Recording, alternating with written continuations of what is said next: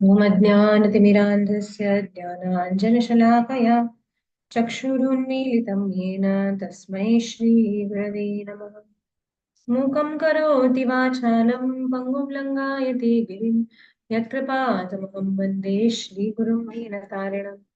मां विष्णुपादाय कृष्णपृष्ठाय भूतले श्रीमते भक्तिवेदान्त स्वामिनीति नामिने। नमस्ते सरस्वती देवे गौरवाणी प्रचारिणे निर्विशेष शून्यवादी पाश्चात्य देशतारिणे। जय श्री कृष्ण चैतन्य प्रभु नित्यानंद श्री अद्वैत गदाधर श्रीवासादि गौर भक्तवृंद। हरे कृष्णा कृष्ण कृष्णा हरे हरे हरे राम राम राम हरे हरे। गुरवे गौरचन्द्राय राधिकायै तदालये कृष्णाय कृष्णभक्ताय तद्भक्ताय नमः। तो आज मोक्षदा एकादशी यानी कि गीता जयंती का बहुत ही पावन अवसर है। तो आज के दिन कुरुक्षेत्र की रणभूमि पर अर्जुन जो थे वो मतलब कुरुक्षेत्र का युद्ध आज ही के दिन शुरू होने वाला था। और अर्जुन जो थे वो रणभूमि पर थे और बहुत ही भ्रमित थे क्योंकि सामने सभी उनके स्वजन दिख रहे थे। और ये देखकर अर्जुन जो है उनके शरीर में अष्ट तामसिक विकार एक प्रकार से हम बोल सकते प्रकट होने लगे। जैसे कि उनकी त्वचा जो है मतलब होते हैं ना, त्वचैव परिदह्यते गांडीवम संसृते हस्तात्, हाथों से गांडीव छूट रहा है, गला सूख रहा है, शरीर जो है वो पूरा जल रहा है क्योंकि इतनी करुणा अर्जुन में उत्पन्न हो गई कि यहाँ पे सब सामने जो है ये मेरे स्वजन दिख रहे हैं, दृष्टवेमम स्वजनम कृष्ण, कि सामने इतने मेरे स्वजन दिखाई दे रहे हैं तो कैसे इन पर मैं कैसे शस्त्र चलाऊं, क्योंकि कोई जो है वो मुझसे वरिष्ठ है, कोई जो है वो मुझसे उम्र में छोटे हैं, मेरे आशीर्वाद के हकदार हैं, और ऐसे व्यक्तियों पर मैं किस प्रकार शस्त्र चलाऊं, ये प्रश्न अर्जुन को आया।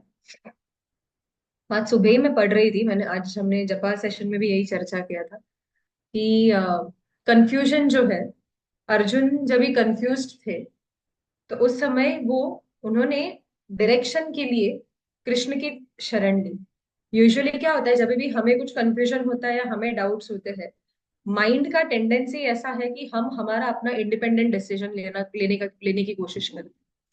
तो ऐसे में क्या होता है, बिकॉज हमारे मन में अगर आप देखेंगे तो काफी बोलते हैं ना, अपने मन में एक ऑलरेडी कुछ अपने प्री कंसीव्ड नोशंस होते हैं, माइंड इज क्रिपल्ड। और उस क्रिपल्ड माइंड के हिसाब से अगर हम हमारे डिसीजंस लेंगे तो हम गलत रास्ते में ही जाएंगे, क्योंकि माया जो है वो बराबर जस्टिफाई करके शास्त्रों में से जस्टिफाई करके हमें आंसर देगी कि जो हमारा मन बोल रहा है वो सही क्यों है। तो इसके लिए ऐसे में एक गुरु की बहुत आवश्यकता है। तो जब भी कंफ्यूजन होगा तो इट इज वेरी नेसेसरी कि हम किसी गुरु की शरण ले ताकि वो गुरु हमें सही मार्ग दिखाए। तो यहाँ पर हम देखते हैं कि दो जो सबसे प्रमुख शास्त्र है जिन्हें हम पढ़ते हैं, भगवत गीता और भागवतम, ये दोनों शास्त्र जो है वो कंफ्यूजन में से हमें, अर्जुन कंफ्यूज थे कि मैं क्या करूं, मैं अपने स्वजनों पर कैसे शस्त्र उठाऊं, धर्म का पालन कैसे करूं, या फिर मेरे धर्म को छोड़कर सन्यासी बन जाऊं, विरक्त हो जाऊं। तो उस समय उस कंफ्यूजन से भगवान ने भगवत गीता दी और पूरे विश्व को भगवत गीता मिली। और जब दूसरा वो है श्रीमद् भागवतम, जब परीक्षित महाराज कंफ्यूज थे कि श्राप मिला हुआ है, 7 दिन के अंदर मेरा शरीर समाप्त होने वाला है, तो फिर 7 दिनों में how do I attain the perfection of life, किस प्रकार मैं मेरे जीवन को सार्थक करूं 7 दिनों में। तो ये जब कंफ्यूजन था और प्रश्न पूछ रहे थे तब सुखदेव गोस्वामी ने भागवतम। तो कंफ्यूजन कभी कभी अच्छा होता है बिकॉज हमें सही मार्ग मिलता है, हम हर बार हमारे मन की नहीं सुनेंगे। सुदामा प्रभु करके एक बहुत ही वरिष्ठ ब्रह्मचारी है राधा गोपीनाथ मंदिर में, वो कहते हैं जो मन की सुनता है वो मंकी होता है। बिकॉज बंदर की तरह यहाँ वहां उछलेगा, बस मन भी उछल रहा है और हम भी वैसे ही करेंगे।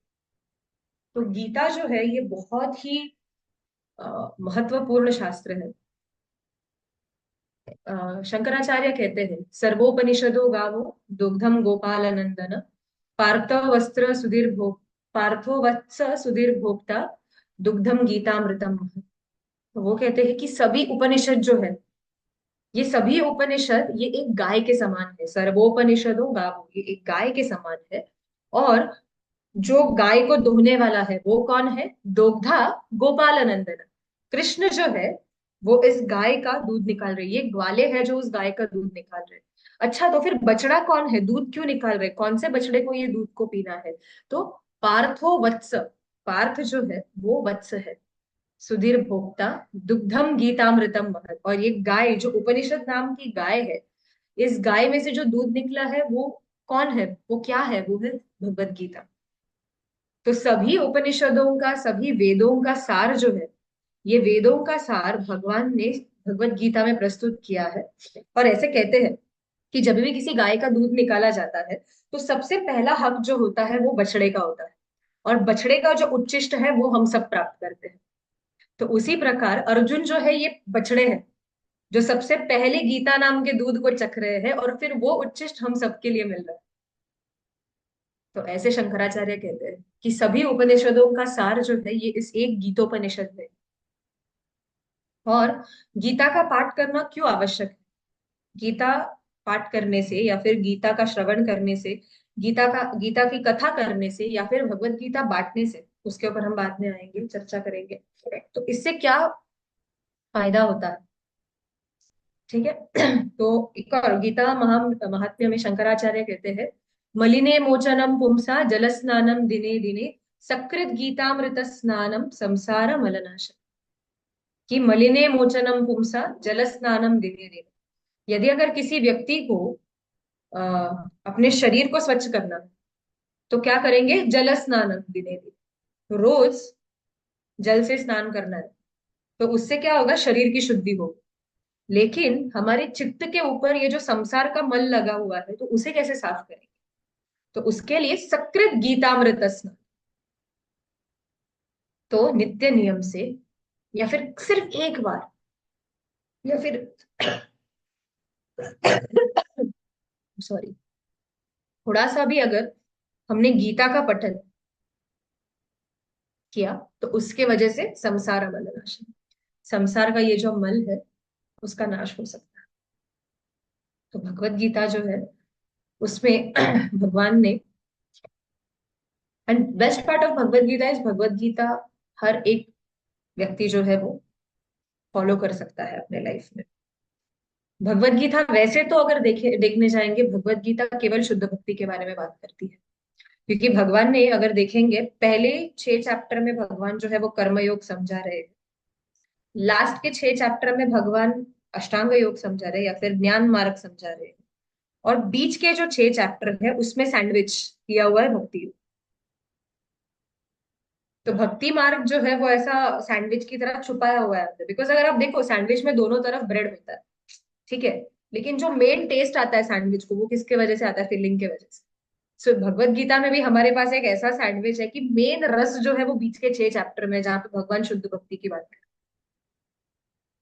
तो वैसे तो भगवत गीता भक्ति मार्ग के बारे में ही प्रचार कर रही है, लेकिन फिर भी और लोगों के संतुष्टि के लिए अगर हम देखेंगे, भगवान ने कर्म योग भी सिखाया हुआ है, भगवान ज्ञान योग, अष्टांग योग के बारे में भी बात करें, ताकि सभी लोग आकर्षित हो।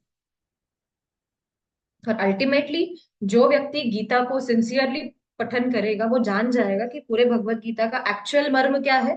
सर्वधर्मान परित्यज्य मामेकम शरणम व्रज, हम त्वाम सर्व पापेभ्यो मोक्षयिष्यामि मा शुचः। और फिर भगवान कह रहे ठीक है, सभी धर्मों का परित्याग करके मेरे शरण में आ जाओ, मैं तुम्हें सभी पापों से मुक्त कर दूंगा, चिंता मत करो। ठीक है, लेकिन सभी धर्मों का त्याग करके आपके शरण में आके करना क्या है? हम सब कुछ छोड़ रहे हैं, हम आपकी शरण में आ रहे हैं, लेकिन करें क्या आपकी शरण में आके? तो फिर भगवान कहते हैं, मन मना भव मद भक्तो, मेरा भक्त बनो। मन मना भव मद भक्तो मद याजी माम नमस्ते। तो ऐसे भगवान 4 पॉइंट्स बताते हैं कि ये 4 चीज करो, कि मेरा भक्त बनो, मन मना, सॉरी, मेरे बारे में चिंतन करो। लेकिन अगर कोई कहे कि अरे मेरा मन तो एक जगह लगता नहीं है, चंचल ही मन कृष्ण प्रमाति बलवदृढ़, अगर ऐसा है तो क्या करें? तो कृष्ण कहते हैं ठीक है, मन को कंटिन्यूअसली मुझ में लगाना मुश्किल है, तो भव मत भक्तो, मेरा भक्त बन जाओ। भक्त बनना यानी कि क्या? जैसे हम अभी तक चर्चा करते आ रहे, जो कुछ हमें मिला है वो सब हम भगवान की सेवा में लगाएंगे, हर एक कार्य जो है वो भगवान के लिए करना है। तो ये एक भक्त होता है। तो भव मत भक्तो। लेकिन कोई कहे नहीं नहीं, मेरे अंदर तो और भी बहुत इच्छा है। बराबर, भक्ति का डेफिनेशन क्या है कि ज्ञान कर्माद्यनावृतम, मैं फर्स्ट लाइन भूल गई। अनुकूलेन कृष्णानुशीलनम भक्तिरुत्तमा। ठीक है। तो अ, आप लोगों को किसी को ये श्लोक पता है? मुझे फर्स्ट लाइन ही याद नहीं आ रहा है। ज्ञान कर्मादि अनावृतम अन्याभिलाषिता शून्यम, यस, अन्याभिलाषिता शून्यम ज्ञान कर्मादि अनावृतम अनुकूलेन कृष्णानुशीलनम भक्तिरुत्तम। तो भक्ति की परिभाषा क्या आती है? अन्य अभिलाषिता शून्यम, कि हमारे मन में कोई और अभिलाषा होनी ही नहीं चाहिए, कोई और इच्छा आकांक्षा नहीं कर, केवल एक ही इच्छा है कि हमें भगवान को प्रसन्न करना। ज्ञान कर्मादि अनावृतम, ज्ञान और कर्म के मिश्रण से जो पूरी तरह से बोलते हैं ना, उसमें ज्ञान और कर्म का कोई भी मिश्रण नहीं, ऐसी भक्ति होना चाहिए। तो अनुकूल्य ना कृष्णानुशीलनम भक्ति उत्तमा, ये उत्तम भक्ति है। तो अब कृष्ण कह रहे हैं भव मत भक्तो, लेकिन कोई कहेगा अरे अन्याभिलाषिता शून्यम, तो हम उस लेवल पर है ही नहीं, हमारी बहुत इच्छा आकांक्षाएं है, ये चाहिए वो चाहिए वो चाहिए, तो भव मत भक्तो भी हमसे पॉसिबल नहीं। तो कृष्ण क्या कहते हैं? ओके, भक्त बनना पॉसिबल नहीं है, तो मद याजी, मेरी पूजा करो। तो मद याजी की डेटी वर्शिप करना है, या फिर जो कुछ मतलब हम ये कर रहे हैं, जैसे कि अभी समझो हम जो कुछ कमा रहे हैं, ठीक है, आइडियल विल बी कि जो भी हम धनराशि कमा रहे हैं वो सब भगवान की सेवा में लगा दें। लेकिन फिर भी हमें होता है थोड़ा इच्छा, ये वो, तो क्या करना है, एटलीस्ट 1% हम हमारे धन का एक सर्टन अमाउंट हम बाजू में रख सकते हैं कि चलो ये हम भक्ति मार्ग के लिए लगा देंगे, या फिर ये हम प्रचार कार्य में लगाएंगे, या इसे दान करें।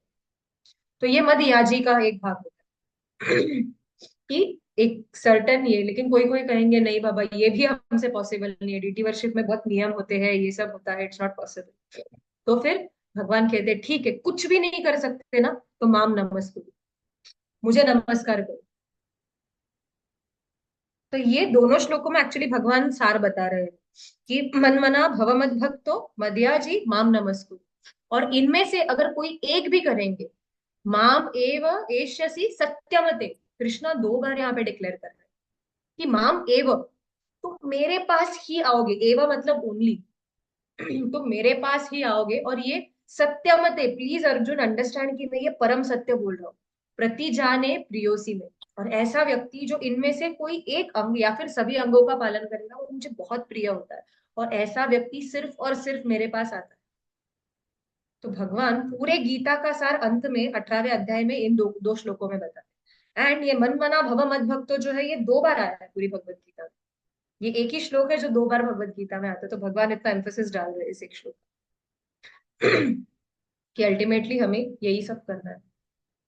तो बेसिकली भगवत गीता का पाठ, भगवत गीता का श्रवण, भगवत गीता का कथन, ये सब तो महत्वपूर्ण है ही, साथ में ये पूरे महीने हम बुक डिस्ट्रीब्यूशन करते हैं, क्योंकि हमें जो प्राप्त हुआ है वो बाकियों को भी मिलना चाहिए, किसी और को भी, तो उससे भगवान जो है वो ज्यादा प्रसन्न। बराबर, चैतन्य महाप्रभु कहते हैं कि पृथ्वी भारत भूमिते होइल मनुष्य जन्म जार जन्म सार्थक करी कर पर उपकार।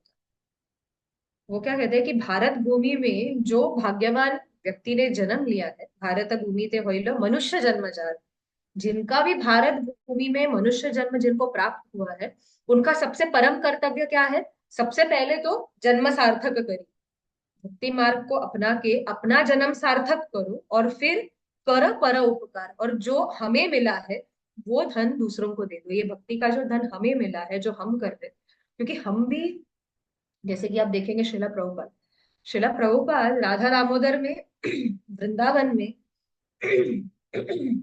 एक मिनट सॉरी,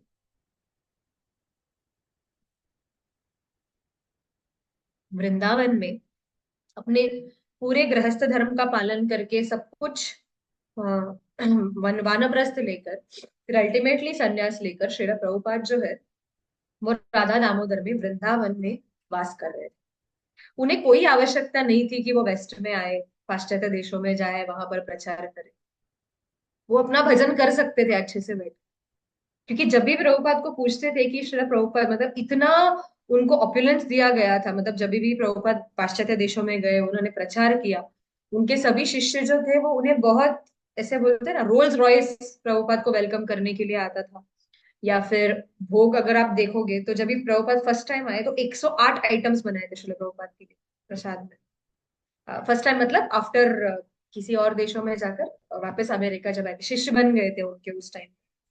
तो ऐसे इसमें तो श्रीला प्रभुपाद को जब किसी ने पूछा कि प्रभुपाद आर यू लाइक, आपको ये पसंद आ रहा है ये सब, मतलब इतना, अब मुझे बताइए कौन सा व्यक्ति इतना ऐश्वर्य पसंद नहीं करता।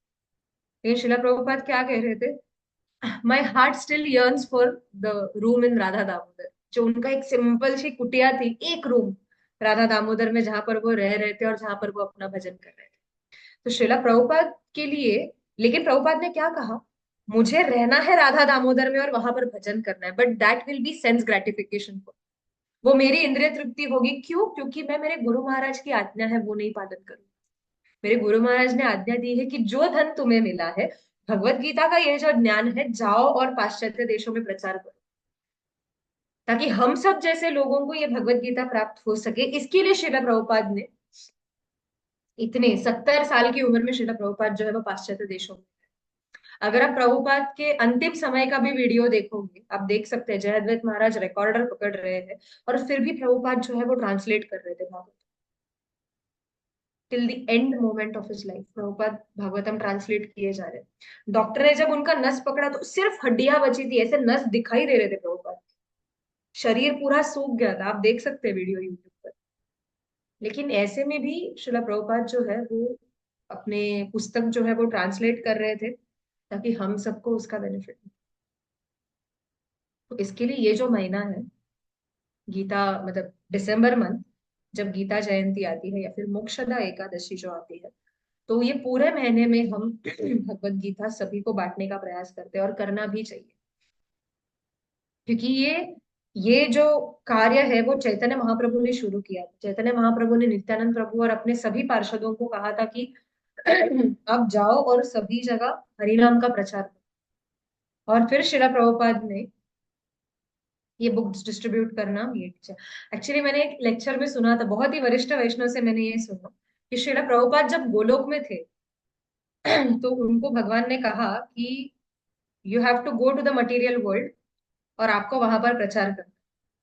तो प्रभुपाद ने कहा, अरे नहीं, मैं तो आपसे दूर नहीं रह सकता, I can't be so away from, तो मुझे आप मटेरियल वर्ल्ड में भेजो मत, और मेरी क्या पात्रता है, मैं कैसे जाकर प्रचार करूं। तो तब कृष्ण ने प्रभुपाद से कहा कि आप सिर्फ एक काम करो, आप सिर्फ पुस्तक लिखो, जो करना है शिष्य बनाना मंदिर बनाना ये वो सब मैं करूँ, आप सिर्फ पुस्तक लिखो, ट्रांसलेट करो। और प्रभुपाद ने वही किया। तो इसके लिए अगर आप प्रभुपाद का भजन देखोगे, बड़ो कृपा कोइले कृष्ण आधा मेरा प्रति, तो उसमें वो क्या लिखते हैं कि आनिया छो जदि प्रभु आमारे नाचाते, नाचाओ नाचाओ प्रभु नाचाओ से ही मते, काष्ठेरा पुत्तली जता नाचाओ से। वो कहते हैं कि हे भगवान, मैं आपके हाथों में सिर्फ एक कठपुतली हूँ, आप जैसे नचाना चाहते हो वैसे मुझे नचाओ। और देखिए जो श्रीला प्रभुपाद, अगर आप देखोगे भगवत गीता में हम जो परपोर्ट्स पढ़ते हैं, वो हम सिर्फ एक ही मतलब होता है ना, थोड़ा सा परपोर्ट पढ़ रहे हैं। लेकिन अगर आप ध्यान से स्टडी करोगे तो प्रभुपाद ने वो परपोर्ट्स अलग अलग आचार्यों से लिए। मतलब लिटरली प्रभुपाद हर जगह जहां जाते थे उनका एक सूटकेस जाता था, वो सूटकेस में क्या होता था, तो सभी आचार्य के ओरिजिनल संस्कृत कमेंट्रीज होते थे।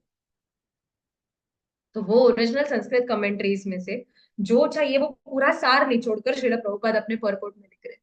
विश्वनाथ चक्रवर्ती ठाकुर की सारार्थ वर्षिणी, देन श्रीधर स्वामी की जो टीका है, रामानुजाचार्य की टीका है, मधुसूदन सरस्वती की टीका है, बलदेव विद्याभूषण, सभी के टीकाओं को उन्होंने कंपेयर करके सब इकट्ठा करके श्रीला प्रभुपाद ने अपने परपोर्ट्स लिखे हैं भगवत गीता के, ताकि हम सभी को, जिनको इन शास्त्रों तक एक्सेस नहीं है, हम ये भी जान सके कि ठीक है आचार्यों का क्या मत भगवत गीता पर, क्या टीका है उनकी। तो हमारा ये कर्तव्य बनता है कि हम रोज श्रीला प्रभुपाद के पुस्तकों का पठन करें, और साथ ही साथ में हम इन पुस्तकों को किसी और को भी दें। तो अभी मैं जस्ट आपके साथ थोड़े से बुक डिस्ट्रीब्यूशन की स्टोरी शेयर करूंगी। कि कभी कभी हमें लगता है कि पूरा दिन बस बुक्स लेकर खड़े हैं डिस्ट्रीब्यूट करने के लिए, लेकिन कोई लेकर ले नहीं रहा। या फिर कोई अगर आएंगे तो कुछ तो बोलते हैं ना, उठ पटांग बात कहकर जाएंगे या फिर अपमान करके जाएंगे। तो इसमें होता क्या है कि जब भी हम पुस्तक वितरण करने जाते हैं, तो सबसे पहले तो यहाँ पर होता है हमारे अहंकार की शुद्धि। क्योंकि जब भी हम जाते हैं कोई भी हमें ऐसा नहीं आने वाला, आओ आओ वेलकम वेलकम मुझे बुक दे दो। कोई ऐसे नहीं करेगा। It will be the most unexpected व्यक्ति, मतलब बोलते हैं ना कि या तो कृष्णा बराबर उस समय हमारे अहंकार की शुद्धि कर रहे, एंड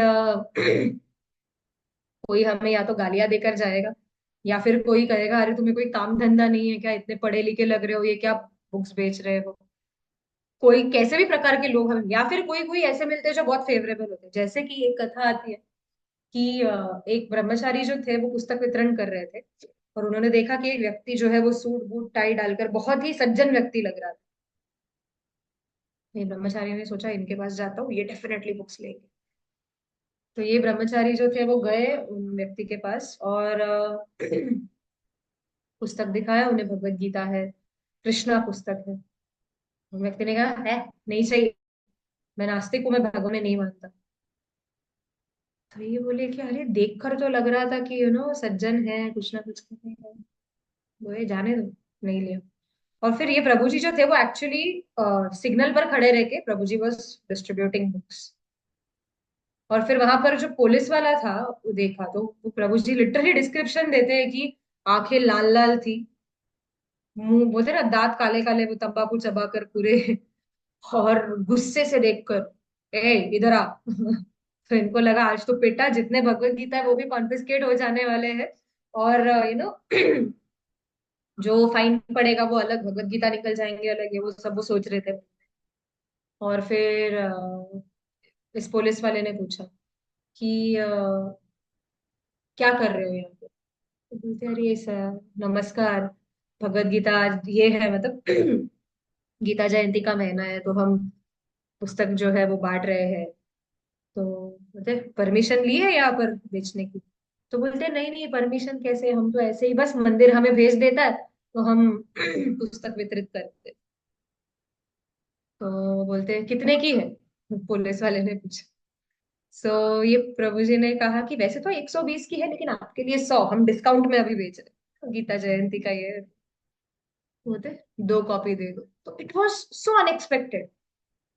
2 कॉपीज, मतलब जिस पुलिस वाले को देखकर ऐसे लग रहा था कि इस व्यक्ति का दूर दूर तक धर्म से कोई लेना देना, या फिर ना इन्हें कोई रुचि होगी, बट ऐसे व्यक्ति ने पुस्तकें ली, और दूसरे व्यक्ति ने जो देखकर लग रहा है। सो नेवर जज, लाइक फर्स्ट चीज है बुक डिस्ट्रीब्यूशन का कि हमें किसी को भी जज नहीं करना है बेस्ड ऑन देयर अपीयरेंसेस, हर एक को अप्रोच करना है, क्योंकि वी नेवर नो कौन बुक्स लेगा। एक और रिसेंटली अभी हुआ था चेंबूर में, ये स्टॉल लगा था बुक्स का, एंड जो डिवोटीज थे वो ये बुक्स बेच रहे थे एंड सब ये कर रहे थे। एंड उसके बाद एक बोलते ना, एक जो पूरी तरह से अपंग व्यक्ति, जो चल नहीं सकता था, जिसके दोनों पैर नहीं थे, और मतलब जो होते ना टिपिकल हम लोग बोलते होमलेस, उनको घर घर कुछ नहीं, शर्ट नहीं पहना है, सिर्फ एक फटी हुई पैंट है, वो वहां पर रेंगते रेंगते स्टॉल के पास आया। और उसने पूछा कि आप क्या कर रहे हो। तो उन्होंने बोला कि हम ऐसे ऐसे भगवत गीता ये करें। तो उन्होंने कहा मेरे पास पैसे नहीं है, लेकिन मुझे ये सब पढ़ने की बहुत रुचि है, तो आप जब तक स्टॉल लगाते हो तब तक मैं यहाँ पर बैठकर ये बुक्स पढ़ सकता हूँ क्या। And daily he would come इनके स्टॉल के पास, और वहां पर बैठकर वो किताब पढ़ते थे। फिर डिवोटीज ने उन्हें वो गिफ्ट की। सोचिए, एक ऐसा व्यक्ति जो रास्तों पर भीख मांग रहा है, उनके पास भगवान की कृपा कब कैसे किसके पास जाएगी हम बोल नहीं सकते। अभी recently I was sharing the story, जब हम ऑफलाइन मिले थे तभी भी ये story, but I repeat because जो लोग नहीं थे वो ये सुन सकते थे, ये बहुत ही इंटरेस्टिंग स्टोरी है। कि एक पाश्चात्य देश में एक कपल थे जो कत्तल खाने में काम करते थे, स्लॉटर हाउस में। और स्लॉटर हाउस में जब ये क्या, मतलब नेचुरल है पाश्चात्य देशों में, अगर वो स्लॉटर हाउस में काम कर रहे हैं यानी कि गाय काटना ऐसे सब, इतना उनका काम रहता था डेली। तो ये कपल जो है उनको जब भी ब्रेक था, तो वो सिगरेट पीने के लिए वो कत्तल खाने के बाहर आए, और वहां पर वो सीढ़ियों पर बैठकर सिगरेट पी रहे थे। तो सामने वाले रोड पर एक डिवोटी जो है वो पुस्तक, अपने भक्त जो है वो भगवत गीता बेच रहे हैं। तो इस भक्त, और ये सिगरेट पीते पीते ये कपल जो है वो उन्हें ऑब्जर्व कर रहे हैं। तो हुआ ये कि दो चार कॉलेज के स्टूडेंट्स आए वहां पर, और ये भक्त से बात करने लगे, अरे ये पुस्तक कितने की है, क्या है। और फिर वो भक्त ने जब उन्हें भगवत गीता दिखाई, तो एक स्टूडेंट ने रैगिंग करने के लिए, या फिर बोलते ना जो अपने मजे में रहते, तो वो हार्ड बाउंड भगवत गीता को ऐसे फाड़ दिया अपने हाथों से, और फाड़कर उन पन्नों को यहाँ वहां बिखेर दिया। और वो उस भक्त पर हंसने लगे कि यू आर पावरलेस, कुछ कर नहीं सकते, देखो मैं कितना बलशाली हूं, मैंने इतने, बोलते ना, टफ पुस्तक को फाड़ा है। और ये कपल यहाँ पर सिगरेट पीते पीते ये दृश्य देख रहा है कि क्या चल रहा है सामने। एंड हुआ ये कि उसमें से कुछ पेजेस जो है उस भगवत गीता के, जो फटे हुए भगवत गीता, वो भक्त जमा कर रहा था। लेकिन कुछ जो पेजेस है वो उड़कर आए इस कपल के पास जो यहाँ पर बैठकर सिगरेट, तो अभी ये लोग क्या, पेज उठा के ऐसे ही पढ़ा कि अरे ये व्यक्ति पक्का क्या बेच रहा है, तो पीते पीते उन्होंने एक पेज पढ़ा, फिर पीछे का पेज पढ़ा, जो फटे हुए इधर उधर के पेजेस उन्हें थे, तो उन्हें वो इंटरेस्टिंग लगा था। और इसके लिए उन्होंने ये बुक लिया, मतलब वो उस भक्त के पास गए और उन्होंने कहा कि हमें कोई कॉपी दोगे क्या, इस हमें पढ़ना है। तो फिर उन्होंने भगवत गीता ली, और जैसे ही उन्होंने ये पूरी भगवत गीता पढ़ी, उन्होंने अपना वो कत्तल खाने का जॉब छोड़ दिया। अब वो कपल वृंदावन में शिफ्ट होकर रह रहे हैं, फुल टाइम डिवोटीज बनकर वो वृंदावन में सेटल्ड। तो ये एक पुस्तक का कमाल है। एक व्यक्ति एयरपोर्ट पर घूम रहा था एंड नो बोर हो रहा था काफी, तो वाटरमेलन खा रहा था। ही वॉज ईटिंग, और वाटरमेलन खाने के बाद डस्टबिन में फेंकने गया, तो डस्टबिन के अंदर देखा कि एक भगवत गीता। तो एयरपोर्ट पर फ्लाइट आने को बहुत टाइम है, तो कचरे के डब्बे में से भगवत गीता उठा ली, पढ़ना शुरू किया, डिवोटी बता कि नेवर नो कृष्णा की मर्जी कहाँ से कैसे किसको पकड़ी। बहुत, मतलब ब्रज बिहारी प्रभु ने बहुत पहले इसके ऊपर एक बुक डिस्ट्रीब्यूशन के ऊपर एक क्लास दिया था। तो तब वो कह रहे थे कि प्लीज अंडरस्टैंड, लकड़ी जो होती है उसके अंदर आग होती है, बराबर। दैट इज वाई वो फॉरेस्ट फायर वगैरह शुरू होता है, जब दो लकड़ियों का फ्रिक्शन होता है तो फॉरेस्ट फायर शुरू होता है, स्पार्क आएगा। तो कुछ कुछ लकड़ियां जो होती है वो पूरी गीली होती है, तो गीले लकड़ी को अगर हम जलाने जाएंगे तो सिर्फ धुआं निकलेगा, वो लकड़ियां जलेंगी नहीं। कुछ कुछ लकड़ियां जो होती है वो थोड़ी सूखी हुई रहती है, मतलब नॉट कंप्लीटली वेट ना कंप्लीटली ड्राई, थोड़ी ऐसे ठंडी ठंडी होती है, गीला जो सूख रहा है वैसे प्रोसेस में। तो उनको अगर लगाएंगे, आग लगाने का प्रयत्न करेंगे, तो आग तो जलेगी नहीं, लेकिन वो लकड़ियां सूख जाएंगी। लेकिन अगर जो सूखी लकड़ी है ना, उसके लिए एक चिंगारी भी काफी है, फट से आग पकड़ने। तो हमें ये सोचना है कि जिन्हें भी हम बुक डिस्ट्रीब्यूशन के लिए अप्रोच कर रहे हैं, कुछ कुछ व्यक्ति ऐसे हैं जो बिल्कुल भी बुक्स को देखेंगे नहीं, या बोलते नहीं नहीं लेना है, नहीं लेना है। तो हमें ऐसे नहीं सोचना है, अरे इतना ईगो, मुझे बोल रहे हैं नहीं लेना है, जाओ हमें भी तुम्हें बेचना है। कुछ तो करके एटलीस्ट इतना प्रयास करो कि वो बुक को एटलीस्ट हाथ लगाए। उनको आप ऐसे कह सकते हो, आप खरीदो मत, no problem, you can just see the book, it has so many nice pictures. बस वो उस बुक को छू ले, उससे ये गीली लकड़ी जो है ना धीरे धीरे सूखना शुरू हो जाएगी, वो अज्ञात सुकृति आ जाएगा उनके अंदर। और जब भी आप किसी के हाथ में बुक दे रहे हो, नित्यानंद प्रभु को प्रे करना है, because Nityanand Prabhu is the most merciful, जो प्रीचिंग में ये करते हैं। कि किसी के हाथ में जब भी आप बुक्स दे रहे हो, तो नित्यानंद प्रभु से प्रार्थना करनी है कि हे नित्यानंद प्रभु, इस व्यक्ति पर आप अपनी कृपा कीजिए। एंड फिर कभी ना कभी वो व्यक्ति विल कम अराउंड, भक्त बन जाएंगे। जैसे कि एक व्यक्ति की माँ ने भगवत गीता ली थी, और पढ़ा तो कुछ नहीं, और वो शेल्फ पर डाल दिया। तो ये जो लड़का था जिसके माता ने वो भगवत गीता ली है, वो कॉलेज में पढ़ रहा था, और उनके कॉलेज में टैटू कंपटीशन था। तो अभी ये लड़का टैटू के लिए डिजाइन ढूंढ रहा था, कौन से अच्छे अच्छे डिजाइन है जो मैं, कुछ तो ऐसा फैंसी लगेगा, स्क्रिप्ट। तो वो डिजाइन ढूंढते ढूंढते भगवत गीता हाथ लग गई। भगवत गीता हाथ लगी, तो उसमें से वो श्लोकास देखने लगा कि वाह, ये तो कुछ अलग स्क्रिप्ट है, देवनागरी, वेस्टर्न कंट्री की बात है। तो ये संस्कृत टेक्स्ट जो है, ये कुछ अलग लग रहा है, लेकिन ऐसा कुछ तो मीनिंगफुल होना चाहिए। तो ऐसे करते करते उन्होंने पूरी भगवत गीता पढ़ ली कि कौन से श्लोक का सबसे अच्छा मीनिंग है जो मैं टैटू में मेरे अपने आप के ऊपर बना सकूं। और उसके बाद वो व्यक्ति उस व्यक्ति ने टैटू बनवाया ही नहीं। तो और उसके बाद वो भक्त बन गया। तो जो प्रभु जी ये कथा बता रहे थे वो कह रहे थे कि बनाने जा रहा था टैटू लेकिन बन गया कृष्ण का टट्टू। You know. तो ये व्यक्ति जो है ऐसे, ये never know, there are so many people जो ऐसे ही कैसे तो करके भक्ति में कनेक्ट हो गए एक पुस्तक के वजह से।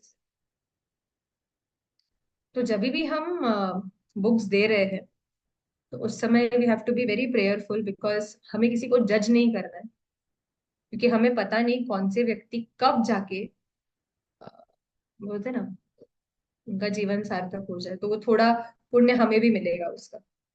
जैसे कि भक्ति विनोद ठाकुर, वो नित्यानंद प्रभु के लिए एक बहुत सुंदर भजन लिखते हैं। बोड़ो सुखेर खबर गाए करके बहुत अच्छा भजन है। तो वो क्या उस भजन में कह रहे हैं कि हे नित्यानंद प्रभु, सुरभि कुंज में आपने एक नाम हाट खुला हुआ है। हाट मतलब बाजार। ओके, बंगाली में हाट मतलब बाजार होता है। तो वो नित्यानंद प्रभु से कहते हैं कि सुरभि कुंज में आपने एक बड़ा नाम हाट मतलब हरि नाम का बाजार खुला हुआ है, और आप पात्रता ये सब देखे बिना सबको ये शुद्ध नाम जो है वो बांट रहे हैं। तो मेरा क्या काम है? मैं आपका एजेंट हूँ। एजेंट मतलब मैं लोगों को पकड़ पकड़ कर यहाँ पे ला रहा हूँ, और वो उसमें कहते हैं दस्तूरी लोइबो आमी पूर्ण हबे का, कि दस्तूरी मतलब कमीशन। कि हे नित्यानंद प्रभु, मैं लोगों को पकड़ पकड़ कर आपके पास लेकर आ रहा हूँ कि अरे जाओ नित्यानंद प्रभु के पास से बोलते ना हरि नाम ले लो और अपने जीवन का उद्धार करो। लेकिन इतने कस्टमर जो मैं आपके पास ला रहा हूँ, तो उसके लिए मुझे क्या चाहिए? मुझे कमीशन चाहिए। तो कमीशन क्या है? मुझे भी वो शुद्ध नाम और हरि प्रेम, कृष्ण भक्ति या कृष्ण प्रेम चाहिए। तो उसी प्रकार यहाँ पर होता ये है कि जब हम गीता को बांट रहे हैं लोगों को, जब हम गीता का संदेश पहुंचा रहे हैं सभी लोगों को, तो उससे बोलते हैं ना कि वो कृपा जो है वो थोड़ा इनडायरेक्ट, बोलते हैं ना, कमीशन हमारे ऊपर भी आ रहा है कि मेरे वजह से, जैसे कि कृष्ण जो है, ऐसे भगवत गीता में ही एक श्लोक है जब भगवान जहां पर कहते हैं कि जो व्यक्ति सब कुछ छोड़कर मेरे बारे में दूसरों को प्रचार करता है, ऐसा व्यक्ति मुझे बहुत प्रिय होता है। तो इसके लिए, और अगर आप देखेंगे हरि नाम में भी अगर आप चेक करेंगे तो नाम अपराध में सबसे पहला नाम अपराध क्या है? भगवान नाम की महिमा के प्रचार करने वाले महाभागवतों की निंदा। पहला नाम अपराध उसका तो हरि नाम से कुछ लेना देना भी नहीं है अगर आप देखोगे तो। वो टोटली वैष्णव अपराध है। लेकिन क्यों? क्योंकि हरि नाम के प्रचार जो व्यक्ति कर रहे हैं वो भगवान को अत्यंत प्रिय होते हैं। और अगर ऐसे व्यक्ति का हम निंदा करेंगे तो फिर वही हरिनाम जो हम ले रहे हैं, वही हरिनाम हमारा उद्धार करने के बजाय हमें दंड दे। ये चैतन्य महाप्रभु स्वयं कहते हैं चैतन्य चरितामृत, कि जो मेरा नाम ले रहा है लेकिन साथ ही में वैष्णव अपराध कर रहा है, या फिर ऐसे व्यक्ति का अपराध कर रहा है जो मेरे नाम का प्रचार कर रहा है, तो मेरा नाम उसी के पतन का कारण बनेगा, ना कि उसके उद्धार का। तो इसके लिए जन्म सार्थक करना है भगवत गीता खुद पढ़कर। जैसे कि प्रभुपाद, एक बार प्रभुपाद के जो शिष्य थे वो भगवत गीता बांटने जा रहे थे, तो प्रभुपाद ने उन्हें बुला लिया और पूछा, okay, so do you like this book, what is written in this book? तो वो डिवोटी ने कहा, Prabhupada I have not read this book, I only distribute it. तो प्रभुपाद ने कहा, अरे सिर्फ डिस्ट्रीब्यूट नहीं करना है, तुमको खुद को भी पढ़ना है, you have to read what is in the book. तो वैसे ही दैट इज जन्म सार्थक करी, कि हमें खुद भी भगवत गीता पढ़नी है, और साथ ही में कर पर उपकार, इस भगवत गीता के ज्ञान को जो है वो बांटना है। शास्त्र का जो दान होता है वो अन्नदान से भी श्रेष्ठ माना जाता है। वैसे तो अगर आप देखेंगे सभी दानों में सबसे श्रेष्ठ कहते हैं कि अन्नदान होता है, ठीक है, लेकिन शास्त्र का जो दान है वो अन्नदान से भी ज्यादा श्रेष्ठ है। तो वो क्यों? क्योंकि जब हम अन्नदान करेंगे तो अन्नदान से हम उस व्यक्ति का पेट इस जन्म के लिए भर सकते हैं, बराबर। लेकिन इस जन्म के बाद के जन्म का क्या? वो व्यक्ति फिर से जन्म लेगा, फिर से उसी समस्या में फंसा रहेगा, भूखा रहेगा, या फिर बोलते हैं ना, घर बार नहीं होगा कुछ भी। लेकिन जब हम किसी को शास्त्र का दान करते हैं, तो शास्त्र का ज्ञान दान करने से होता यह है कि वो व्यक्ति जन्म मृत्यु के बंधन से छूट जाता है। तो इसके लिए अन्नदान बहुत अच्छा है, no doubt, it's very good. लेकिन उससे भी ज्यादा अच्छा है शास्त्र दान। तो अगर कोई हमें ये कहे कि अरे हमारे पास तो बुक है, ये स्टैंडर्ड आंसर होता है बहुत लोगों का, ये सब किताबें हैं हमारे पास, क्या करेंगे और लेके डबल डबल? तो फिर उनको ये कह सकते कि शास्त्रदान सबसे श्रेष्ठ होता है, तो आप बुक लीजिए और किसी को गिफ्ट कीजिए। और अगर चलो नहीं नहीं, हमारे इधर तो कोई पढ़ता ही नहीं है, हमारे इधर वो वैसे ही पढ़ा रहेगा, फिर वो उस पुस्तक का अपमान है। अगर कोई ऐसे भी कहेगा तो आप कहिए ठीक है, आप उस पुस्तक की लक्ष्मी हमें दे दीजिए, हम किसी को दान करेंगे, आपके नाम से दान हो जाएगा, so these are the different ways which we can use, जिससे हम लोगों के हाथों से भी भगवत गीता का वितरण करवा सके और हम खुद भी करें। ये हो सकता है। एक एक और स्टोरी है एक्चुअली श्री भगवत का, थोड़ा सा ही अभी मैं बोल के इन द क्लास, कि एक व्यक्ति ने भगवत गीता, उनको किसी ने तो गिफ्ट की भगवत गीता। ये व्यक्ति जो थे, ही वॉज अगेन, ये वेस्टर्न कंट्री की ही स्टोरी है, कि ये व्यक्ति जो थे वो कुछ प्रोफेसर या कुछ तो थे। तो भगवत गीता वो क्या कर रहे थे, सिर्फ ट्रांसलेशंस पढ़ते थे। परपोट पढ़ने में उन्हें वो थोड़ा ये लगता था, कि परपोट बड़ा है, मुझे सिर्फ क्या फॉर्मेट है इसका वो जानना है। तो वो सिर्फ ट्रांसलेशन पढ़ते थे और रोज पढ़ते थे, उन्हें बहुत अच्छा लगता, daily he would read translations. तो एक दिन प्रभुपाद उनके सपने में आए और उनको कहा, you can read the purports also, there is no harm in reading the purports. तो कहने का अर्थ ये है कि हमें भी जब हम पढ़ रहे हैं, yes of course first reading अगर आप चाहे तो सिर्फ ट्रांसलेशन के साथ कर सकते हैं, लेकिन प्लीज जानिए कि ये जो परपोर्ट्स है वो लिखने में श्रीला प्रभुपाद ने अपना पूरा जो मर्सी है वो श्रीला प्रभुपाद ने उस परपोर्ट्स में डाला हुआ है। तो महाराज भी कह रहे थे कि whenever we are reading Shrimad Bhagavatam और whenever we are reading Bhagavad Gita, Srila Prabhupada के जब हम परपोर्ट्स पढ़ रहे हैं तो we have to read it in a mood कि श्रीला प्रभुपाद ये खुद मुझे कह रहे हैं। दैट इज द वे जिससे वो मैसेज जो है वो हमारे हार्ट को पेनेट्रेट करेगा।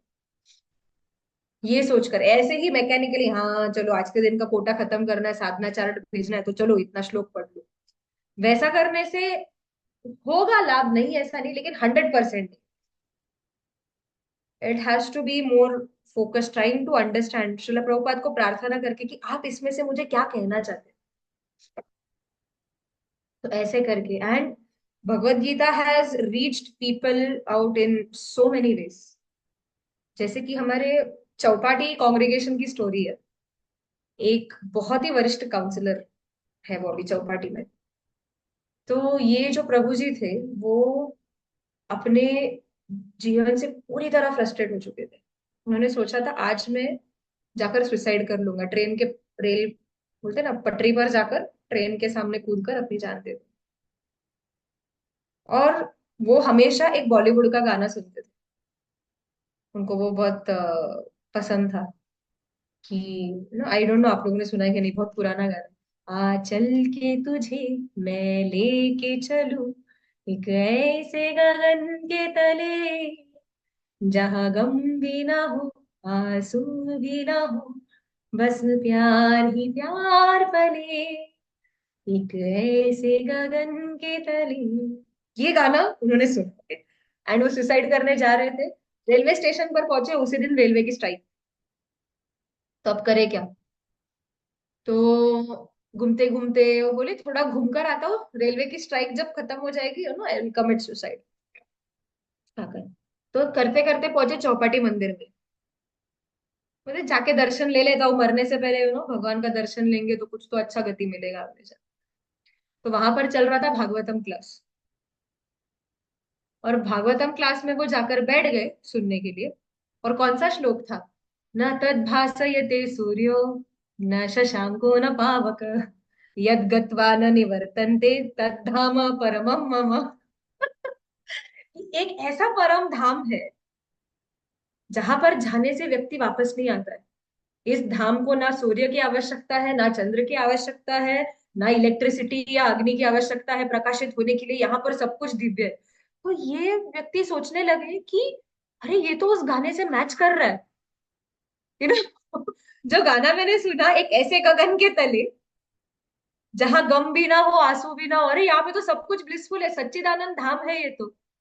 इट इज मैचिंग, तो उन्हें इंटरेस्ट आया उसमें कि ऐसी भी कोई जगह है जहां पर मैं जा सकता हूँ, एंड ऐसे करके वो मंदिर में आने लगे, डिवोटी बन गए। सुसाइड सब तो बाजू में ही रह गए, आज काउंसलर है मंदिर में। So this is how the message of Bhagavad Gita can actually touch anybody. एक और व्यक्ति था ऐसे ही सुसाइड करने के बारे में सोच रहे थे, तो उन्होंने गूगल किया, रिसर्च किया कि कौन सा तरीका है जिससे सुसाइड सबसे कम दर्द दे, सबसे कम तकलीफ होगा। तो उन्होंने रिसर्च करके पता चला कि कोई व्यक्ति जब भी कार्बन मोनोऑक्साइड को इनहेल करके शरीर छोड़ता है ना, तो दर्द बहुत कम होता है। It is like kind of एक पेनलेस मृत्यु है वो। तो इसके लिए उन्होंने क्या किया, गाड़ी में वो कार्बन मोनोऑक्साइड का उन्होंने वो सिलेंडर खरीदा, गाड़ी में रख दिया अपने, कांच वगैरह सब कुछ रोल करके उस सिलेंडर को ये किया, ओपन किया गैस टैंक को, और वो कार्बन मोनोऑक्साइड इनहेल करते करते राह देख रहे मैं अब मरूंगा। लेकिन it takes time actually, carbon monoxide को इमीडिएटली इनहेल करके ऐसा नहीं होता है, वो बॉडी का पूरा ऑक्सीजन डिप्लीट होना चाहिए, फिर जाके धीरे धीरे बायो स्टूडेंट्स को पता रहेगा कार्बामिनो हीमोग्लोबिन बनेगा, और फिर धीरे धीरे वो सब ब्रेन तक पहुंचेगा, and then the person will die. ये राह देख रहा है, बोलता है मैं बोर हो रहा हूँ, कितना टाइम लग रहा है मरने के लिए भी, इतना धीरे धीरे धीरे धीरे चल रहा है, कुछ काम नहीं है। और ये व्यक्ति गाड़ी में कांच रोल करके बैठे, और तभी एक डिवोटी ने नॉक किया, बुक डिस्ट्रीब्यूट कर रहे थे गाड़ी पर यू नो ऐसे ही, तो गाड़ी दिखी पार्कड है, तो नॉक किया विंडो पे, oh I have a book for you. तो ये व्यक्ति ने बोला कि ठीक है, कितना है, सो एंड सो, 500 रुपए दे दिया, बोला कीप द चेंज। तो उन्होंने क्या सोचा कि अरे मरने में वैसे तो टाइम लग ही रहा है, बुक पढ़ते पढ़ते थोड़ा टाइम पास हो जाएगा, पढ़ते पढ़ते मर जाऊंगा, आई जस्ट डाई, थोड़ा टाइम पास होगा, because as it is bore हो रहा है गाड़ी में। फिर उन्होंने जब पढ़ना शुरू किया, पढ़ते पढ़ते पढ़ते पढ़ते कुछ थोड़ा सा रियलाइजेशन आके, गाड़ी वाड़ी सब ओपन करके बाहर जाके इमीडिएटली इस्कॉन टेम्पल ज्वाइन किया पास का, और वो फुल टाइम डिवोटी बन गया। So this is how Bhagavad Gita has actually touched so many people. Srila Prabhupada ने अपनी पूरी मर्सी जो है वो भगवत गीता के इस परपोच में डाली हुई है। कृष्णा, कृष्ण का खुद का वाक्य है। अगर आप कहेंगे, जब हम आपने ये टर्म सुना होगा, the supreme personality of godhead is absolute, ये सुना है बहुत जगह पर, आपने देखा रहा है। एब्सोल्यूट मतलब क्या है, अभी हम और हमारा नाम, इसमें बहुत अंतर होगा। जैसे कि प्रभुपाद कहते हैं कि अगर आपको प्यास लगी है, और अगर आप पानी पानी पानी पानी पानी ऐसे जप करते रहोगे, तो आपकी प्यास बुझने वाली नहीं है, आपको पानी पीना पड़ेगा, तब जाकर आपकी प्यास बुझेगी। लेकिन कृष्ण के मामले में ऐसा नहीं है। कृष्ण, कृष्ण का नाम, कृष्ण का रूप, गुण, लीला, उनकी जो भी पैराफर्नेलिया है, सब कुछ कृष्ण के जैसे ही है, एग्जैक्टली सेम पोटेंसी है उसमें। तो कृष्ण में जो मतलब कृष्णा का जो पोटेंसी है, that same potency is in the Bhagavad Gita, क्योंकि वो भगवान के मुंह से निकला हुआ वाक्य है, शब्द ब्रह्मण है वो। तो नेचुरल है कि वो किसी पर भी अफेक्ट करेगा, बस हमारे अंदर वो सिंसियरिटी होनी चाहिए उसे रिसीव करने की। तो दिस इज लाइक, ये थोड़ा सा भगवत गीता का glorification, and the way Bhagavad Gita has actually touched the lives of so many people.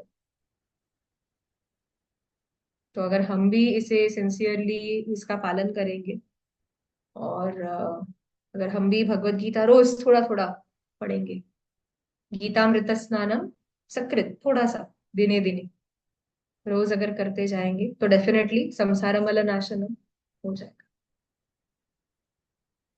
हाँ, श्रीमद् भगवत गीता की जय, श्रील प्रभुपाद की जय। Thank you very much. Hare Krishna.